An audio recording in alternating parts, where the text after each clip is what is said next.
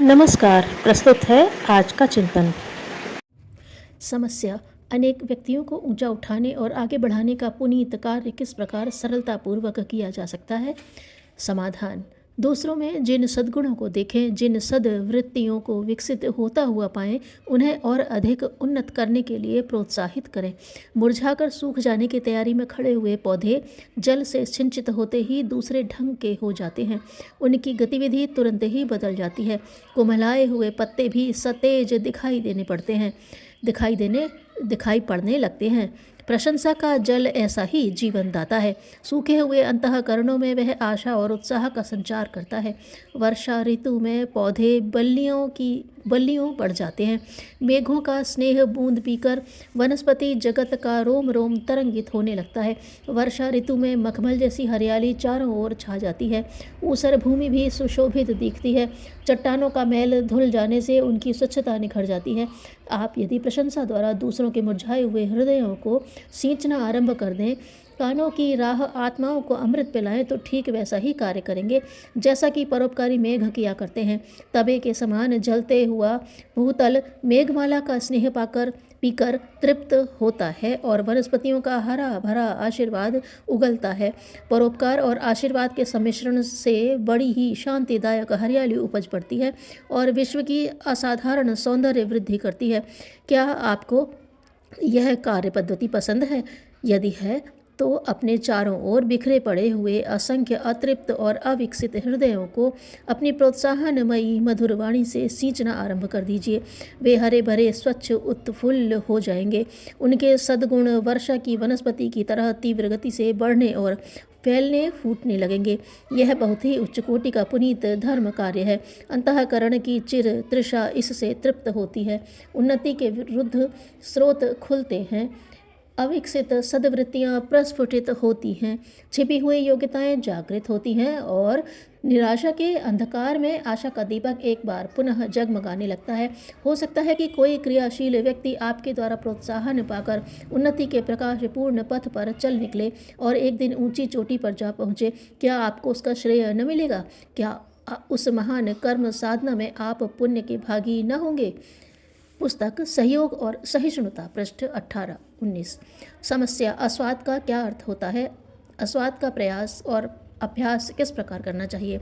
समाधान। अस्वाद का अर्थ है स्वाद का गुलाम न होना। अस्वाद का यह अर्थ नहीं है कि हम संसार के भोज्य पदार्थों का सेवन न करें या षड्रसों का पान न करें या जिह्वा की रस ज्ञान की शक्ति को खो दें। अस्वाद व्रत ऐसा नहीं कहता। वह तो कहता है कि शरीर के पोषण, स्वास्थ्य तथा रक्षा के लिए जिन जिन पदार्थों की आवश्यकता हो उनका अवश्य सेवन करो, परंतु जीव के चोचले पूरे करने के लिए किसी वस्तु का सेवन न करो। दूसरे स्पष्ट शब्दों में जिह्वा के गुलाम न बनो। उसके ऊपर सदैव अपना स्वामित्व कायम रखो। ऐसे रहो कि वह तुम्हारे आदेश पर चले। ऐसा न हो कि तुम ही उनके संकेतों पर नाचने लगो। किसी वस्तु के खाने से पहले अपने आप से प्रश्न कीजिए कि उस समय उस वस्तु का खाना आपके लिए आवश्यक है या नहीं, अथवा उस वस्तु के खाए बिना आप रह सकते हैं या नहीं। यदि उत्तर मिले कि नहीं रह सकते तो उस वस्तु को अवश्य खाइए, अन्यथा नहीं।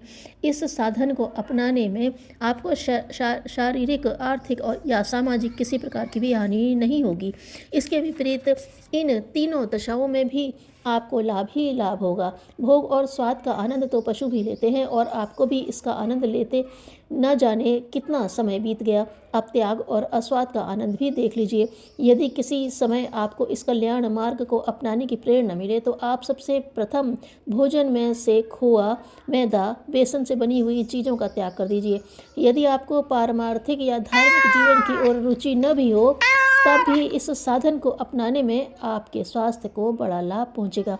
पढ़े लिखे व्यक्तियों में आजकल जितने रोग हैं उन सब के पीछे उपयुक्त वस्तुओं की भोजन में प्रधानता होना ही मुख्य कारण है।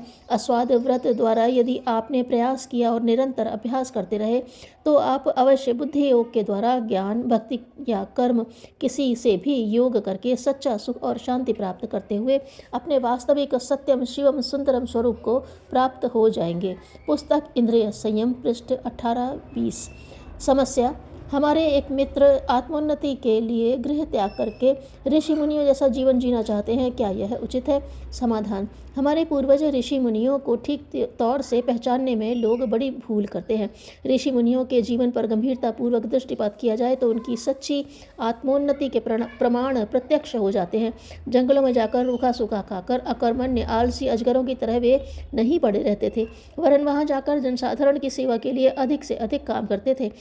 ऋषि द्रोणाचार्य ने शस्त्र विद्या में स्वयं पूर्णता प्राप्त की और अनेकों को उस विद्या में पारंगत बनाया। चरक ऋषि ने चिकित्सा शास्त्र की महत्वपूर्ण शोध की। सुश्रुत ऋषि ने शल्य क्रिया सर्जरी का आविष्कार किया।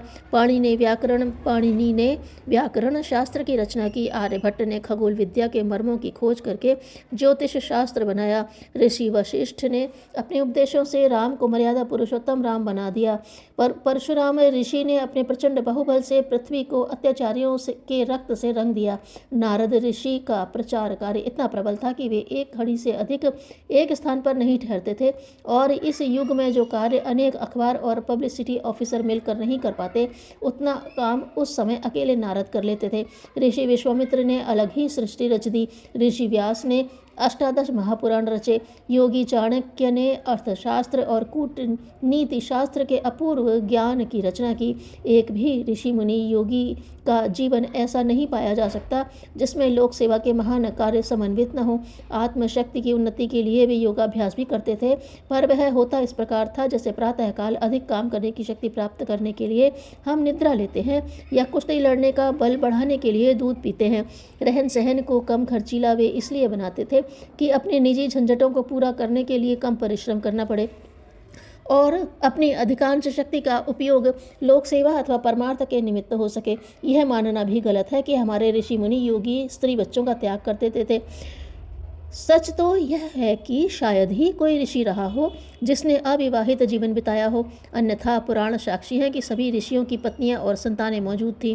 ऋषियों के जीवन पर थोड़ा सा प्रकाश इसलिए डाला गया है कि नकलची लोग पूरी बात को समझें और तब उसका अनुसरण करें। बाल बच्चों को भटकता छोड़ कायरता के साथ कर्तव्य धर्म की अवहेलना करते हुए घर त्याग कर भाग जाना और भगवान भजन करने की झूठी आत्मवंचना के बहाने भीख के टूक खाकर अकर्मण्यता पूर्वक जीना, यह न तो योग है, न संन्यास, न स्वार्थ है और न परमार्थ। पुस्तक परमार्थ और स्वार्थ, पृष्ठ 14, 15, 16। अपनी क्रिया पद्धति को आदर्शवादी क्रियाकलापों में लगाना कर्म योग है।